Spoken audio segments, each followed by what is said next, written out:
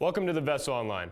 I'm Ian Fever. Today we're going to switch things up a bit by bringing back our Video Game Junction segment. Today, we review a game that re-energizes a classic franchise. Here's Caelan Markstrom for your Video Game Junction segment. I'm Caelan Markstrom and this is USF's Game Junction. And today I'm going to be giving you my opinions on the newest Nintendo Switch game, Super Mario Odyssey. But before I do that, I'm going to be telling you what I'm going to be basing my review off of, which is the story, the controls, the replayability, the levels, level designs, all that fun stuff. And the grading system is going to be keep the game on the top shelf, keep the game on the bottom shelf, sell the game, just throw the game wherever, or smash the game. Now, let's jump right in. First, let me say that Super Mario Odyssey is a fantastic game.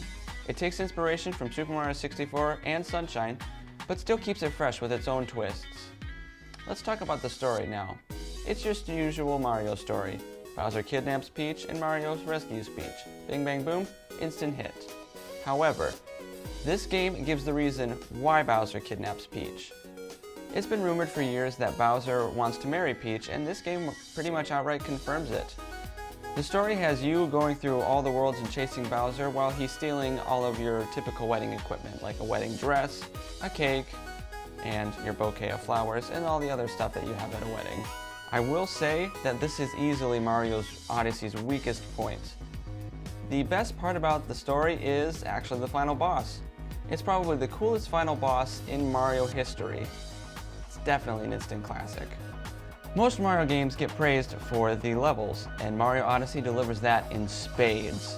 We go through kingdoms such as the Wooded Kingdom, which is like a foresty kingdom, the Seaside Kingdom, which is your basic beach kingdom, and my personal favorite, the Metro Kingdom, which is New York City, or as the game refers to it as, New Donk City, which is actually an interesting throwback to the original Donkey Kong arcade game. Collectibles are everywhere in this game. You go through the game collecting two types of collectibles.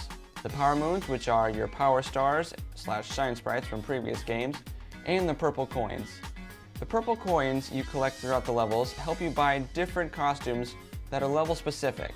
For example, at the Beach Kingdom, you will purchase a swim trunk, which is pretty legit. To show you how many collectibles this game has, I had to do some math.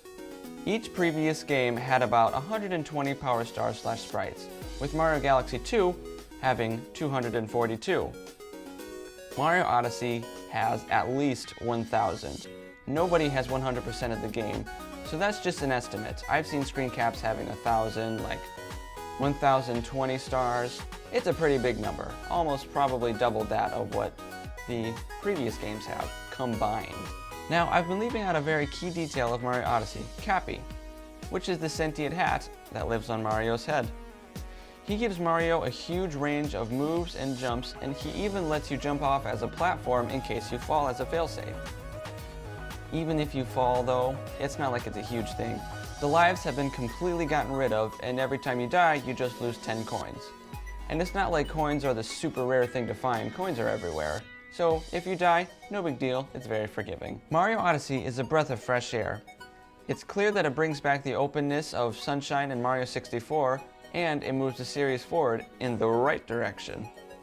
There's so much more to be said about this game, but the bottom line is, if you're a Switch owner, you must have this game. With that said, this game is definitely worth keeping on the top shelf. For USF's Gaming Junction, I'm Caelan Markstrom. Super Mario Odyssey sold over 1.1 million copies in its first 5 days on the market, making it the fastest selling Nintendo game to date. It is even one of the highest rated Nintendo games of all time.